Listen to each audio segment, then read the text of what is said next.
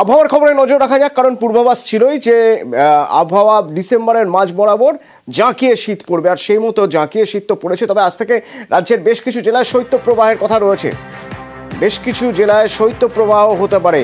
কি অবস্থা আগামী 24 ঘন্টায় বা তাপমাত্রা কি থাকবে জানবো। আমার সঙ্গে বিশ্বজিৎ রয়েছেন ফোনে। বিশ্বজিৎ, যে তাপমাত্রা রয়েছে সেই তাপমাত্রায় অর্থাৎ জাঁকিয়ে শীতের পরিস্থিতি বজায় থাকবে 18 ডিসেম্বর পর্যন্ত। এই স্পেলটা থাকবে এমনটাই অনুমান আবহাওয়া বিজ্ঞানীদের। তবে পশ্চিমের জেলায় কার্যত শৈত্যপ্রবাহের পরিস্থিতি এবং সতর্কবার্তা রয়েছে। আজ 4 জেলায় সতর্কবার্তা জারি করেছে আলিপুর আবহাওয়া দপ্তর, পুরুলিয়া, বীরভূম এবং পূর্ব ও পশ্চিম বর্ধমান।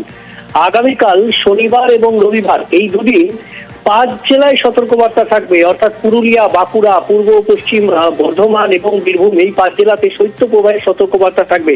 যেভাবে পশ্চিমী ঝঞ্ঝা পাস হয়ে যাওয়ার পর আর কোনো বাধা নেই, অবাধে উত্তরে হাওয়া বইছে। উত্তর পশ্চিমের সেই শীতল হাওয়াতে একেবারে উত্তর পশ্চিম ভারত থেকে শুরু করে মধ্য ভারত হয়ে ঝাড়খণ্ড, বিহার পর্যন্ত কাঁপছে, আর তার রেশ পড়ছে বাংলাতেও। আর এই পরিস্থিতি অর্থাৎ রবিবার পর্যন্ত শৈত্যপ্রবাহ, তারপরেও কিছুদিন এই জাঁকিয়ে শীতের স্পেলটা থাকবে এবং তাপমাত্রা প্রায় সব জেলাতেই স্বাভাবিকের তুলনায় কম থাকবে। 2 থেকে 4 ডিগ্রি পর্যন্ত কম থাকতে পারে বিভিন্ন জেলাতে। আর তার ফলেই একটা জমিয়ে শীতের আমেজ, জমিয়ে শীতের পরিস্থিতি, যেটা পূর্ব অনুমান আগেই করা হয়েছিল যে মাঝ ডিসেম্বরে এই পরিস্থিতির বদল হতে পারে এবং জমিয়ে শীতের পরিস্থিতি তৈরি হতে পারে, সেই স্পেলই চলছে। 18 ডিসেম্বর পর্যন্ত কোনো এই শীতের পথে কোনো বাধা সৃষ্টি হবে না, এমনটাই জানাচ্ছে আলিপুর আবহাওয়া দপ্তর। ধন্যবাদ।